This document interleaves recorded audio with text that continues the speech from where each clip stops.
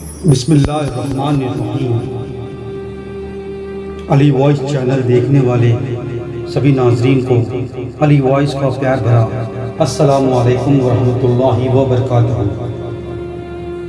ناظرین گرامی، آج کا ہمارا موضوع ہے حضرت اویس قرنی رضی اللہ تعالیٰ عنہ اور عشق رسول۔ سید التابعین امام العارفین حضرت اویس قرنی رضی اللہ تعالیٰ عنہ قبیلہ قرن کے ایک ممتاز فرد تھے۔ یہ قبیلہ یمن میں آباد تھا۔ آپ یمن کے باشندے تھے۔ اویس نام اور ابو الخیر آپ کی کنیت ہے۔ عمر شریف کے آخری حصے میں آپ نے اپنا مسکن کوفہ کو بنا لیا تھا۔ ایک شکستہ جھوپڑی میں آپ نے رہائش اختیار کر لیا۔ زہد و عبادت، تقوی اور ریاضت اور اتباع سنت کے لحاظ سے آپ کی ہستی عدیم المثال تھی۔ ہمہ وقت تسبیح میں مشغول رہتے تھے۔ آپ بے حد سخی تھے۔ محنت و مزدوری سے جو کچھ حاصل کرتے اس کا قلیل حصہ اپنے لیے رکھ کر بقیہ سب کا سب غربا و مساکین، یتیموں و اپاہجوں اور بیواؤں کو عطا کر دیا کرتے تھے۔ آپ نے دنیا کی رغائیوں سے اپنے آپ کو ہمیشہ دور رکھا۔ عہد و شباب میں محنت و مزدوری کرتے، لیکن جب بڑھاپا آ گیا اور کمزوری وضمحلال کا دورہ ہوا تو محنت و مزدوری چھوڑ کر ہر وقت یاد الہی میں مشغول رہتے تھے۔ آپ کا لباس مبارک انتہائی سادہ اور فقیرانہ تھا، اور مزاج کا یہ حال تھا کہ خاک پر بیٹھتے اور خاک ہی پر سوتے تھے۔ البتہ آنے والوں کا بہت عزت و اکرام کرتے۔ آپ کی یہ عادت کریمہ تھی کہ راستوں میں پڑے ہوئے روٹیوں کے ٹکڑے اٹھا لیتے اور پانی سے دھو کر تناول فرماتے۔ رحمت للعالمین صلی اللہ علیہ وسلم کی بشارت عظمیٰ۔ ایک دن سید العالمین صلی اللہ علیہ وسلم نے صحابہ کرام کو مخاطب کر کے ارشاد فرمایا، یمن میں ایک مومن ہے جو مجھ سے محبت رکھتے ہیں، ان کا نام اویس ہے، وہ کبھی تمہارے پاس آئیں گے۔ اللہ تعالیٰ کے نزدیک ان کی قدر و منزلت کا یہ حال ہے کہ وہ اگر کوئی قسم کھا لے تو اللہ ان کی قسم پوری فرمائے گا۔ اگر تم سے ممکن ہو تو اپنے لیے دعائے مغفرت کی گزارش کرنا۔ بعض صحابہ نے عرض کیا کہ یا رسول اللہ صلی اللہ علیہ وسلم، اویس کا حلیہ کیسا ہے؟ آپ نے ارشاد فرمایا، ان کا سینہ فراخ ہے، قد میانہ ہے اور رنگ گندمی ہے، داڑھی سینے تک پھیلی ہوئی اور جسم جھریرا ہے۔ وہ ہمہ وقت نظر نیچے رکھتے ہیں، انہیں زمین میں شہرت نہیں لیکن آسمان میں مشہور ہیں۔ ان کے داہنے پہلو اور ہتھیلی پر ایک چمکتا ہوا نشان ہے۔ قیامت میں اللہ تعالیٰ بہتوں کے بارے میں ان کی شفاعت قبول فرمائے گا۔ جب تم ان سے ملو تو اپنے لیے استغفار کرانا۔ لیکن حضرت اویس قرنی کی ظاہری حالت ایسی شکستہ اور مجذوبانہ تھی کہ لوگ دیکھتے تو انہیں دیوانہ اور مجنون کہتے۔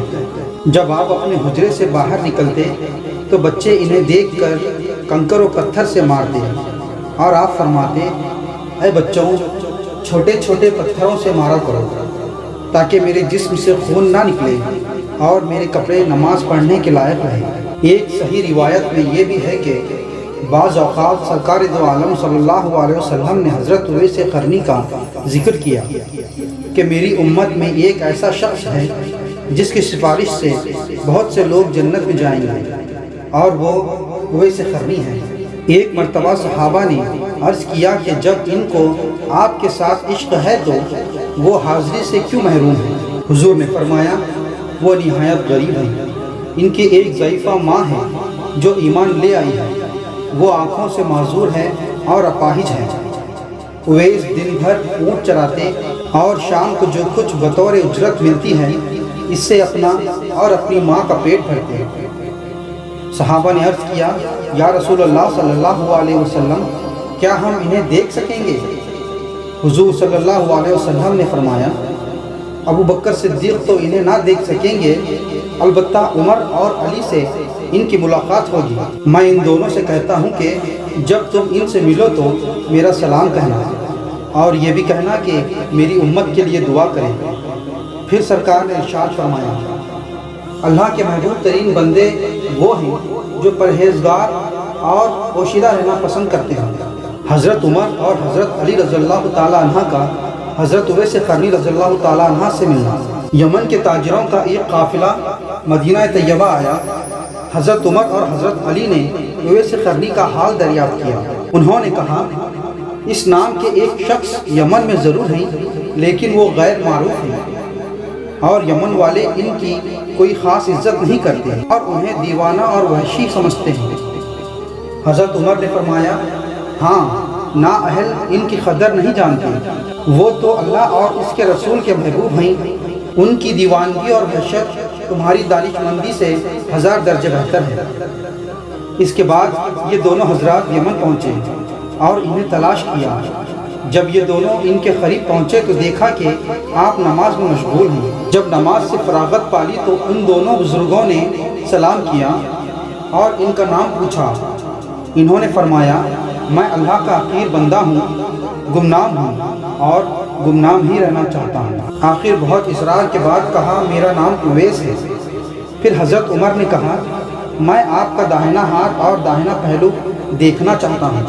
انہوں نے بلا تعمل اپنا ہاتھ اور پہلو دکھایا۔ رسول اکرم صلی اللہ علیہ وسلم نے جو علامات بیان فرمائی تھیں وہ موجود تھیں۔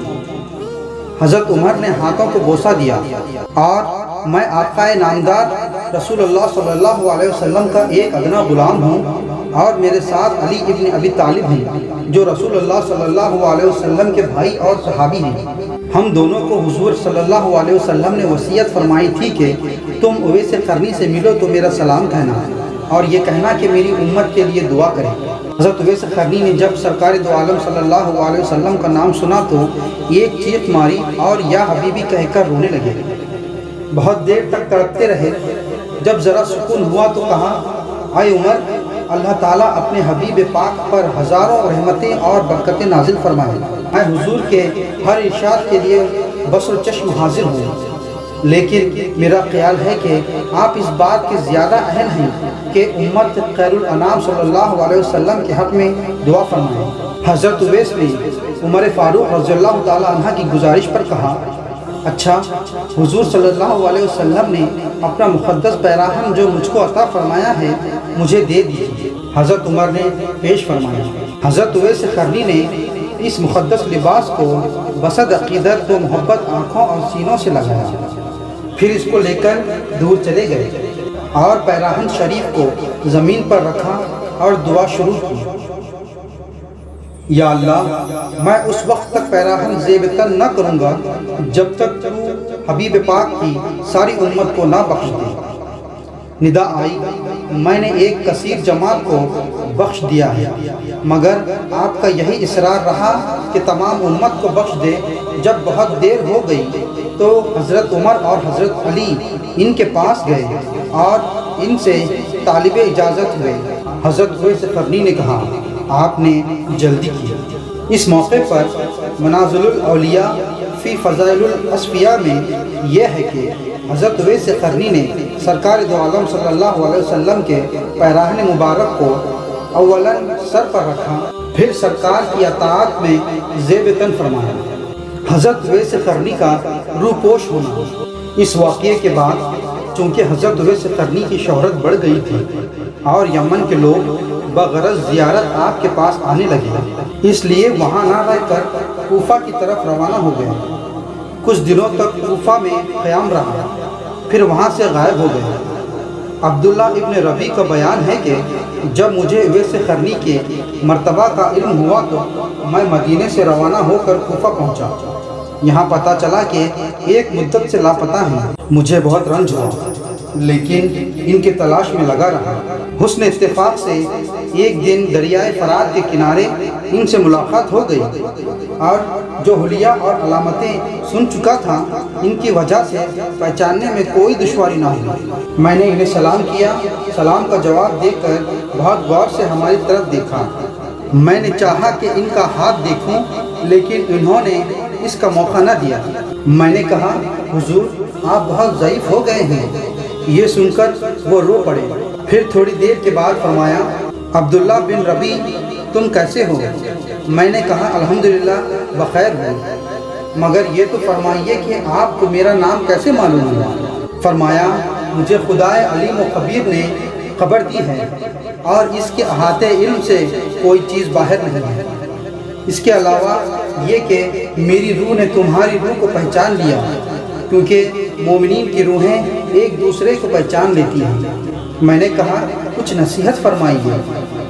حضرت اویس قرنی نے کہا، سوتے وقت موت کو اپنے سرہانے لے کر سو اور جاگتے وقت اپنی آنکھوں کے سامنے رکھو، اور اس بات کو ذہن نشین کر لو کہ حضرت آدم، ان کی بیوی حوا، حضرت نوح، حضرت ابراہیم، حضرت موسیٰ اور وہ جن کے لیے یہ کائنات وجود میں آئی ہے، یعنی جناب محمد صلی اللہ علیہ وسلم نے وفات پائی، اور خلیفہ اول صدیق اکبر اور میرے مکرم دوست عمر کا بھی انتقال ہو گیا ہے۔ میں بھی وفات پانے والا ہوں اور تم بھی وفات پانے والے ہو، اس لیے تم بھی ذات آخرت جمع کرو اور میں بھی۔ اویس قرنی نے فی امان اللہ کہہ کر روانہ ہو گئے۔ بعض معتبر تذکروں میں لکھا ہے کہ حضرت اویس قرنی کوفہ کے قریب 17 ربیع الاول 37 ہجری کو وصال فرمایا۔ ناظرین گرامی، اگر آپ کو ویڈیو اچھی لگی ہو تو لازمی لائک کریں، شیئر کریں اور سبسکرائب کرنا نہ بھولیں۔ تب تک کے لیے دیجیے اجازت، اللہ حافظ۔